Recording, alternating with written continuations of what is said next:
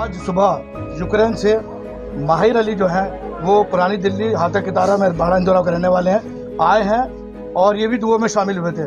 माहिर भाई, क्या हालात है वहाँ की, ये बताइए मेरे व्यूअर्स को आप। वहाँ के जैसे यूक्रेन में जिस जगह मैं था, मैं वहाँ पे कहूँ वहाँ पे उतना कुछ नहीं है। अफवाहें उड़ी थी लेकिन उधर नहीं, लेकिन बाकी जैसे खार्किव हो गया, कीव हो गया, वहाँ पे हालात बहुत ज़्यादा खराब है। मतलब सिविलियंस पे गोलियां चलाई जा रही है रशियन आर्मी की तरफ से। बच्चे बेसमेंट में 3-4 दिन तक बेसमेंट के अंदर हैं। बच्चे सड़क पे जा रहे हैं तो वहाँ पे सड़कों पे गोलियां बारी हो रही हैं आपस में। तो वहाँ पे विनित्सिया हो गया, खार्किव हो गया, कीव में तो सब कुछ ही तबाह कर दिया, कुछ भी नहीं बचा। मतलब जैसा मैं पहले गया था तो जो मैंने देखा था, अब जो मुझे बताया गया, सबने वहाँ पे कोई मॉन्यूमेंट, कुछ सब बिल्डिंगें जो मिला सब उड़ा दिया। आप मुझे एक बात बताइए, भारत सरकार की जो वहाँ उपस्थिति है, ये आपकी कितनी मदद करी सरकार ने? वहाँ पे रह के इंडियन एम्बेसी ने कोई हेल्प नहीं करी। कोई हेल्प नहीं करी? नहीं, वहाँ पे जो अगर हमने बॉर्डर भी क्रॉस किया है, जिस टाइम तक मैंने किया है वहाँ तक सब बच्चों ने अपने खुद के रिस्क पे किया, क्योंकि उस टाइम पे भी जो एडवाइजरी थी उनकी निकली, वो कहते हैं अगर आपका मन है मे और मे नॉट, मतलब अगर आप जाना चाहते हैं जाए, नहीं जाना चाहते जाए। जब एक बच्चा खार्किव का एक मारा गया, उसके बाद उन्होंने तब जाके बोला कि आप जा रहे हैं कि जा रहे अर्जेंटली निकल जाओ। उससे पहले तक कोई मदद नहीं करी। मैंने भी क्रॉस किया, मैंने भी अपने रिस्क पे किया, अब जाके लेकिन भारत सरकार कुछ कर रही है और बच्चे निकल रहे हैं। अच्छा, मेरी एक बात बताइए, 35,000 का टिकट था, फिर सडनली वो 80,000 का हो गया था, जब तक हालात सही थे जी।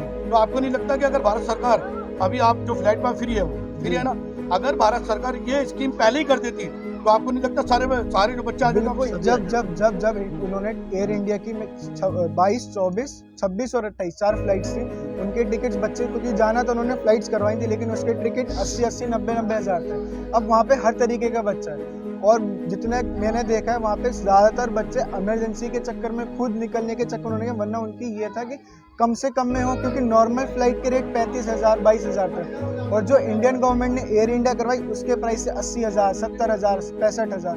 तो वो अगर ये पहले ही 35 करके कर देते तो ज़्यादा बच्चे पहले ही निकल जाते और बुक करके आ जाते। आप वहाँ कौन सी यूनिवर्सिटी में थे आप? मैं लवीव नेशनल यूनिवर्सिटी। तो वहाँ इतनी हालत खराब नहीं है? नहीं, वहाँ पे उतने नहीं है वहाँ पे, लेकिन लवीव पूरा खाली हो चुका है। वहाँ पे इंडियन स्टूडेंट्स आपको नहीं देखने के मिलेंगे, लेकिन अल्लाह के शुक्र से वहाँ पे कुछ ऐसे हालात खराब नहीं है। अच्छा, मैं ये आपसे पूछना चाह रहा था कि आप जो वहाँ से निकले हैं तो आपकी यूनिवर्सिटी ने कोई कन्विंस की कुछ करा आपको?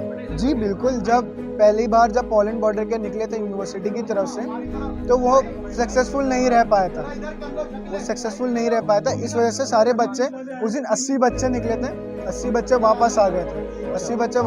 फिर यूनिवर्सिटी से बात की तो यूनिवर्सिटी ने वहाँ की यूक्रेनियन पुलिस से बात करी हमें पहुँचाने निकालने की, जब तक फिर बसेस वगैरह करके बच्चों को हंगरी बॉर्डर पहुँचाया गया, स्लोवाकिया बॉर्डर पहुँचाया गया, रोमानिया बॉर्डर पहुँचाया गया और वहाँ से बच्चे अब निकल के अपनी जगह। अभी जो आप आए हो, सबसे ज़्यादा जो सेफ बॉर्डर है वहाँ पर आपके अकॉर्डिंग वो कौन सा बॉर्डर है? सबसे ज़्यादा सेफ अगर मैं कहूँगा, अगर वो जगह पे डिपेंड करता है, अगर आप उस गोट के बच्चे हो तो आपके लिए हंगरी सबसे सही है। हंगरी में 4 से 5 दिन लगेंगे बॉर्डर क्रॉस करने में। अगर आप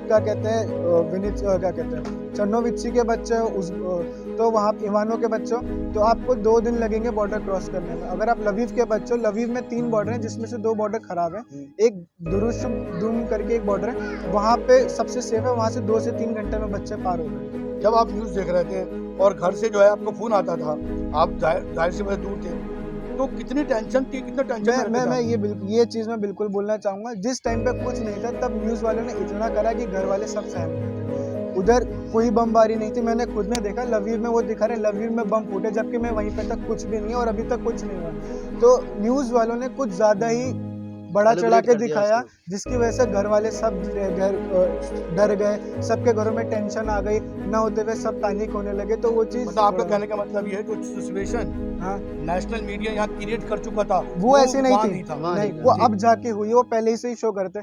जब वॉर खाली तैनात हुई थी तब उन्होंने न्यूक्लियर वॉर के बारे में न्यूज़ चैनल्स का नाम नहीं, लेकिन उन्होंने बोलना दिखाना शुरू कर दिया। अच्छा, आप ये बताइए, जब आप घर में आए जी तो फैमिली का फर्स्ट रिएक्शन आपके लिए क्या था? Obviously family was happy, like सब खुश थे, मेरे को देख के सबने गले लगाया, क्योंकि 5 दिन से मैं खुद सफ़र कर रहा था। 5 दिन से ना कुछ ढंग से खाया था, 15 किलोमीटर 20 किलोमीटर चलना, 18 किलोमीटर लाइनों में लगना, बहुत ज़्यादा दुआएं हो रही थी। अभी कितने लोग वहाँ बचे हुए हैं आपके साथ? अभी मैं जैसे लवीव में जहाँ पे मैं रहता हूँ, वहाँ से सारे बच्चे अपने अपने बॉर्डर्स पे हैं। अब वहाँ से बस फ्लाइट्स का इंतजार कर रहे हैं। जो मेन बच्चे फंसे हो खार्किव वाली साइड से और विनित्सिया वाली साइड से जो निकलने के लिए हैं।